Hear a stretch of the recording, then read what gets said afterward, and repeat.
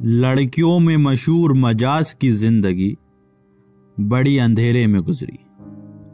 1909 میں اودھ کے قصبے ردولی میں اردو شاعری کے کڈس اسرار الحق مجاز پیدا ہوئے۔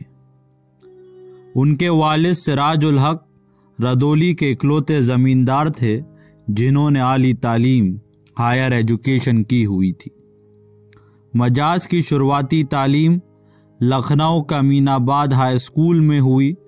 اس کے بعد وہ آگے کی پڑھائی کے لیے آگرہ آ گئے۔ آگرہ کے سینٹ جونز کالج میں ان کا داخلہ ہوا۔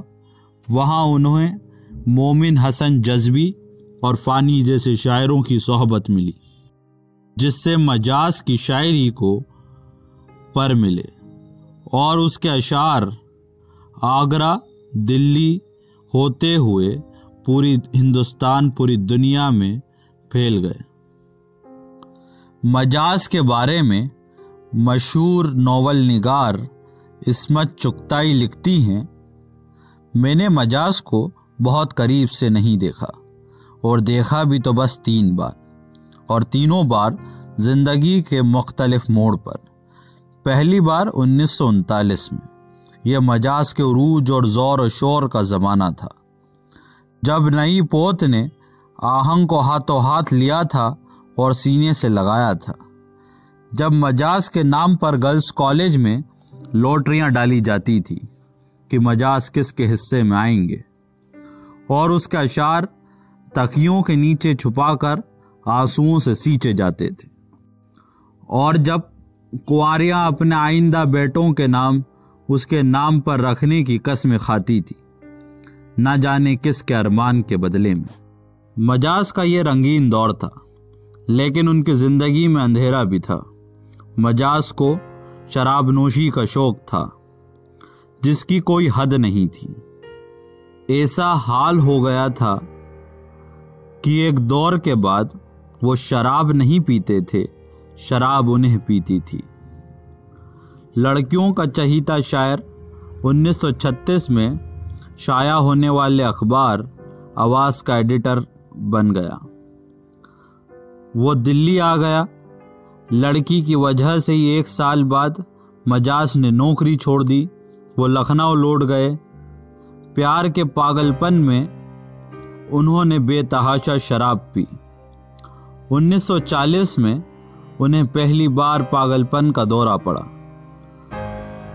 انہوں نے یہ رٹ لگا لی تھی، فلاں لڑکی مجھ سے شادی کرنا چاہتی ہے، لیکن رقیب زہر دینے کی فکر میں ہے۔ مجاز نے دلی میں ایک اونچے گھرانے کی اکلوتی لڑکی سے محبت کی تھی، لیکن اس کی شادی ہو گئی تھی۔ اس کے مد نظر رکھتے ہوئے مجاز کے والدین چاہتے تھے کہ ان کی کہیں شادی ہو جائے جس سے کوئی سہارا مل جائے، لیکن اب یہ عالم تھا کہ جن لوگوں کو مجاز کو اپنا داماد بنانے کی خواہشیں تھی، وہی اب ان کے نقص نکال رہے تھے، اور لڑکیوں کو تو اب مجاز سے ڈر لگنے لگا تھا۔ اس کے بعد ایک عرصے تک وہ ایک عام انسان کی طرح کام کرنے لگے۔ تھوڑے وقت بعد گھر والوں نے ان کی شادی کرا دی۔ یہ بھی بات ان کے ذہن نہیں برداشت کر سکا۔ کچھ وقت بعد 1954 میں انہیں دوسری بار پاگل پن کا دورہ پڑا۔ اثر یہ ہوا کہ مجاز خود اپنے منہ سے اپنی تعریف کرنے لگتے، شاعروں کی فہرست بناتے تو غالب اور اقبال کے بعد اپنا نام لکھ کر وہ فہرست بند کر دیتے۔ ڈاکٹروں اور گھر والوں کی دیکھ بھال سے مجاز کی زندگی کا یہ اندھیرا حصہ بھی نکل گیا، لیکن زندگی بدل نہ سکی۔ شراب نوشی بڑھتی چلی گئی۔ آخری بار مجاز کو لکھنؤ کے مشاعرے میں دیکھا گیا تھا۔ اسی مشاعرے کے بعد بس اڈے پر وہ اپنے دوست کے ساتھ بھاری ٹھنڈ میں چھت پر بیٹھ کر شراب پی رہے ہوتے ہیں۔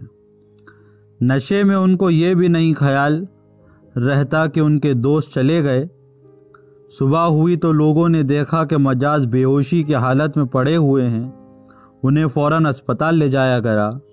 اس کے کچھ دیر بعد 5 دسمبر 1955 کو مجاز انتقال فرما گئے۔ کیا کیا ہوا ہے ہم سے جنون میں نہ پوچھئے، کیا کیا ہوا ہے ہم سے جنون میں نہ پوچھئے، الجھے کبھی زمین سے کبھی آسمان سے ہم۔